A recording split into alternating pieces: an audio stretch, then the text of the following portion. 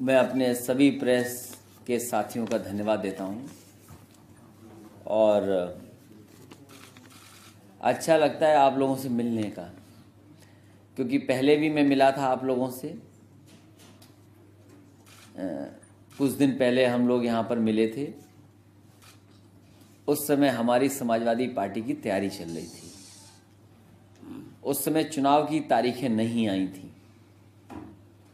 अब जब हम लोगों की मुलाकात हो रही है तो चुनाव की तारीखें आ गई हैं।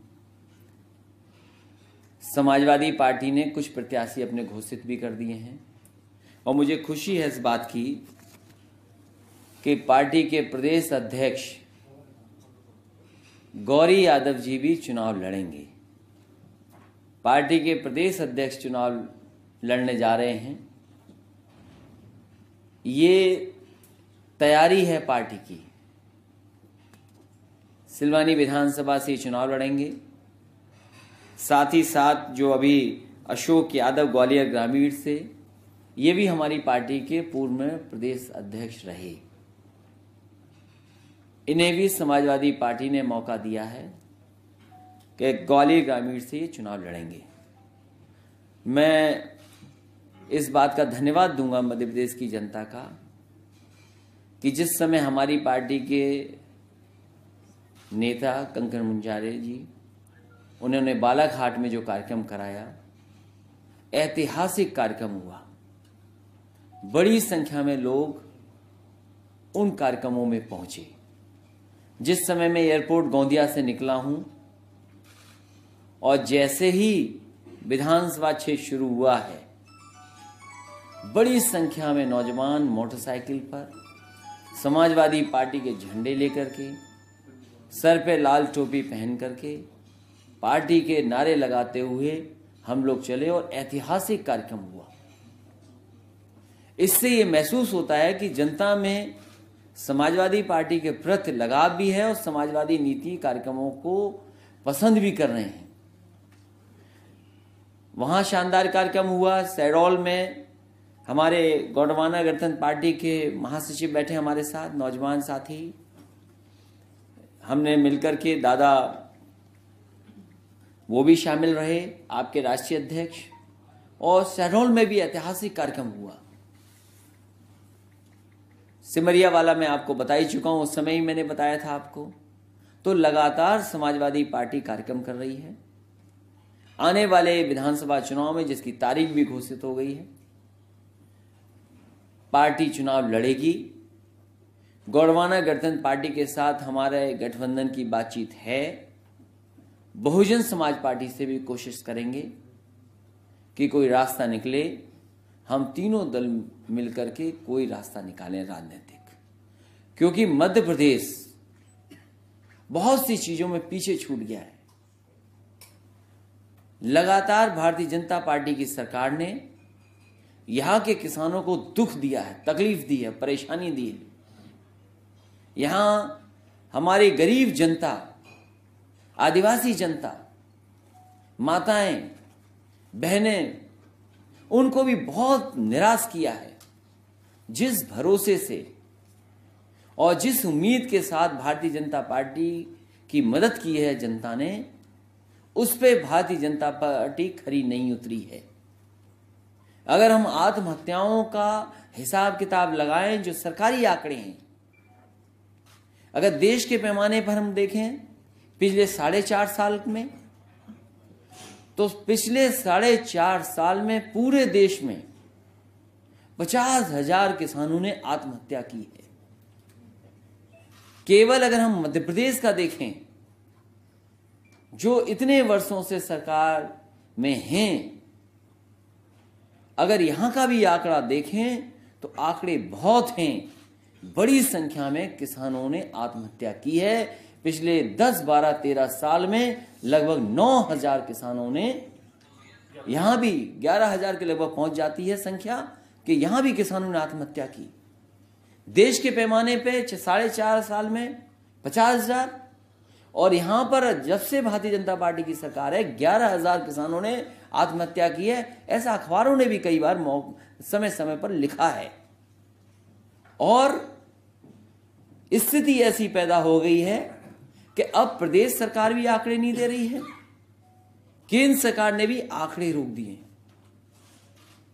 अब आंकड़े आपको नहीं मिलेंगे कि किसानों ने कितनी आत्महत्या की हैं। और पता नहीं क्यों ऐसा है कि जहां जहां भारतीय जनता पार्टी की सरकारें हैं वहां पर किसान और गरीब ज्यादा परेशान है, किसान, छोटा किसान ज्यादा आत्महत्या कर रहा है।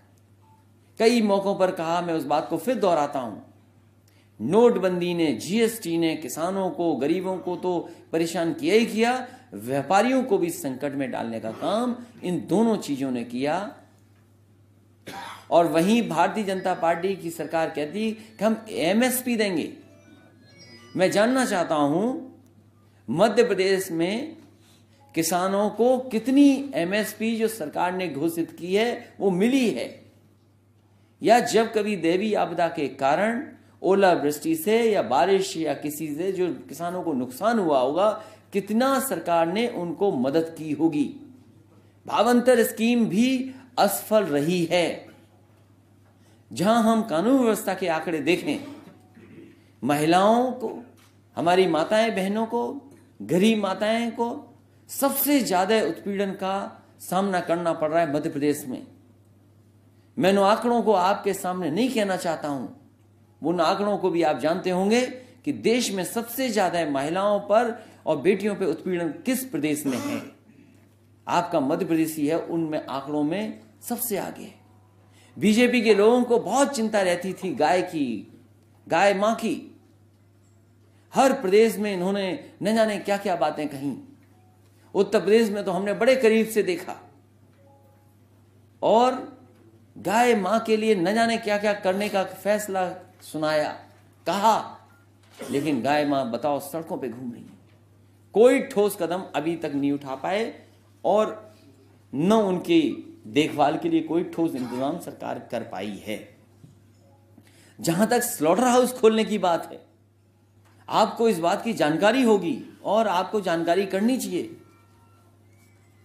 सबसे ज्यादा स्लॉटर हाउस उत्तर प्रदेश से भी ज्यादा अगर कहीं है तो मध्य प्रदेश में है। उत्तर प्रदेश से ज्यादा स्लॉटर हाउस मध्य प्रदेश में हो और यही बीजेपी के लोग दूसरी तरह की बातें कर रहे हो उत्तर प्रदेश में। आबादी उत्तर प्रदेश की देखिए और मध्य प्रदेश की आबादी देखिए, कम आबादी में आप देखिए कितने स्लॉटर हाउस इन्होंने खुलवाने का काम किया है। आखिरकार लाइसेंस कौन दे रहा है? माइनिंग को लेकर के कितनी उंगली उठी है, जगह जगह उंगलियां उठी हैं। हमारे पड़ोस भिंड, मुरैना, ग्वालियर, उस इलाके के बारे में आप जानते होंगे, अधिकारी को कुछ सरकार के लोग समझ ही नहीं रहे हैं। चाहे वो फॉरेस्ट के अधिकारी हों, चाहे प्रशासनिक अधिकारी हों, उनकी परवाह किए बिना कितने बड़े पैमाने पर माइनिंग हो रही, अवैध माइनिंग, और कुछ गिनती के लोगों पे ही पूरा का पूरा माइनिंग का इंतजाम कर दिया। और याद रखिए, जब बड़े लोगों पर पैसे ज्यादा हो जाते हैं, जब बड़े लोग पैसे वाले बन जाते हैं, तो वो सरकार की नीतियां भी कैसी बने वो तय करने लगते हैं। मध्य प्रदेश में कहीं ना कहीं ऐसा ही हो रहा है कि कुछ लोगों को इतना बढ़ावा दे दिया है कि आज सरकार की पॉलिसी क्या बने, सरकार के नियम क्या बने, सरकार की नीतियां क्या बने, वही उद्योगपति, वही बड़े लोग डिक्टेट कर रहे हैं। बहुत कहा गया कि निवेश आएगा, कितना निवेश आ गया, कितनी नौकरी, कितने रोजगार मिल गए, ये आंकड़े तो सरकार को बताने चाहिए। और अगर सरकारी आंकड़े देखें तो दुख है कि कुछ ही नौजवानों को नौकरी या रोजगार से ये सरकार जोड़ पाई है। कोई आंकड़े नहीं बता सकती सरकार। आज मध्य प्रदेश में पढ़ने लिखने वाले लड़के भी आत्महत्या कर रहे हैं, बड़े पैमाने पे आत्महत्या कर रहे हैं। पढ़े लिखे नौजवान, इंजीनियरिंग किए हुए, डिग्री हासिल किए हुए, क्या उनको नौकरी और रोजगार का इंतजाम कर पाई सरकार? किसान दुखी, महिलाएं, माताएं हमारी अपमानित हो रही हैं, उनके साथ कैसी घटनाएं घट रही हैं। कुपोषण की सबसे बड़ी संख्या, आदिवासी लोगों को देखिए, उनके चेहरे से पता लग जाता है कि कुपोषण कितने बड़े पैमाने पर है, कितने बड़े पैमाने पर कुपोषण है। हमारी माताओं को की जो स्वास्थ्य की चिंता होनी चाहिए, सरकार को स्वास्थ्य और शिक्षा की चिंता होनी चाहिए, उनके सम्मान की चिंता होनी चाहिए, उनको कैसे रोजगार और कैसे समाज में उनको आगे बढ़ा सकें, कोई सरकार का फैसला नहीं आया है। जंगल वैसे के वैसे खत्म हो जाएं, उस पर भी सरकार काम कर रही है। हमारे आदिवासियों के लिए भी कोई ऐसा ठोस कदम नहीं उठा पाई सरकारें जिससे कि उनके भी बीच में खुशहाली आ जाती, उनको भी सम्मान का जीवन जीने का मौका मिल जाता। जब दुनिया बहस कर रही है कि हमें प्रकृति और नेचर के पास जाना चाहिए ज्यादा, जिससे हम खुश रह सकें, नेचर के पास जाकर के हम ज्यादा अपने आप को संतुष्ट और खुश महसूस कर सकते हैं। हमारे आदिवासियों के हक छीने जा रहे हैं, उनके जंगल को लेकर के न जाने कैसे कानून बनाए जा रहे हैं, वहीं जमीनों को लेकर के जिनके हक हैं उनको भी हक नहीं मिल पा रहा इतने वर्षों के बाद भी। तो आखिरकार जनता क्यों इनको दोबारा चुन करके भेजेगी?